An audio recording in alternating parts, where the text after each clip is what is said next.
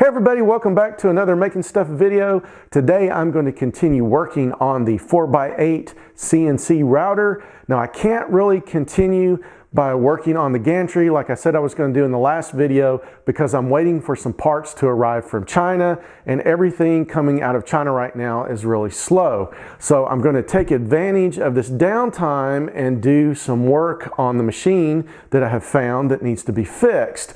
Now if you look behind me, you can see I have cleaned the top of the machine off and removed that piece of plywood.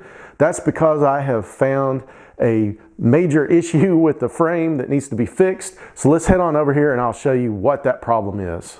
All right, the problem I have with it is that the frame has a lot of wobble to it. It's a side to side wobble, not so much a front to back. And I've noticed this from working on the machine. If I bump into it or move it a certain way, that it will start wobbling. And it's really hard to show you guys this on camera, but I think I've come up with a way to where you can see what I'm talking about. And what I'm going to do is I'm going to put a screwdriver here on the top of the frame, and then I'm going to bump into it and zoom in on this screwdriver, and you can see exactly what I'm talking about. Okay, I'm zoomed in on the screwdriver here so you can see this better. What I'm going to do is I'm just going to bump the frame with my hand. And you can see the frame moving back and forth here, and also the screwdriver. It might be a little bit easier to see that screwdriver wobbling back and forth.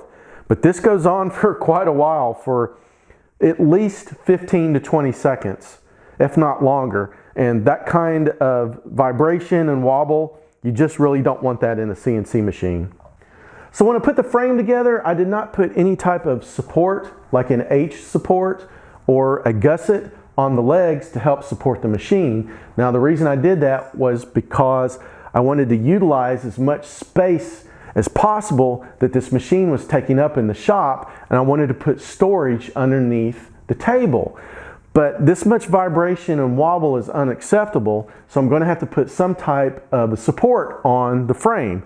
So what I'm going to do is I've made 6 of these pieces here with a 45-degree angle cut. And I'm going to weld one on each leg like so, and hopefully that will eliminate all the wobble on the machine. Okay, and another problem that needs to be resolved is that I need some type of a physical stop here on the end of the linear rail to keep the gantry bearing plate from just sliding off the end of the rail and falling on the floor. Now I made these 3D printed end stops that use the last screw hole of the linear rail to hold it in place, and there's also room to mount a limit switch. Now this will work great for the end of the CNC machine, but for the home end of the CNC machine, I'm going to be using these proximity sensors, and that way I can adjust the sensitivity of the sensor to get the machine to automatically square itself. Now both of these I used on the plasma cutter, so I'm going to do it exactly the same way in Linux CNC, but I do need to come up with some way to mount these on the machine. I also need to do some work on the gantry bearing plate. I forgot to drill holes for the drive reduction tensioning system, so I need to do that. And also, I mentioned in a previous video that I needed to countersink these screws. Well, I think instead of countersinking these, I'm just going to put a spacer for the shoulder bolt that will push everything out enough so that it will clear these screw heads. And I've also found a problem with the drive reduction system that needs to be fixed. It's with this large pulley. It's held in place on the shaft with small set screws as well as the pinion gear. And the large pulley tends to want to slip. So what I'm going to do is grind a little flat spot on the shaft for the set screws to mount against, and hopefully that's going to eliminate that problem of this pulley slipping. And I also need to cut the end of the shaft off so that it won't hit the frame of the machine as the drive reduction system is going up and down the linear rail. And while the drive reduction assembly is taken apart, I'm going to replace this spring because a bunch of you guys commented and let me know that you think this spring is too weak. And after going back and researching this, I agree with you guys. So I'm going to replace this spring with a much stiffer one.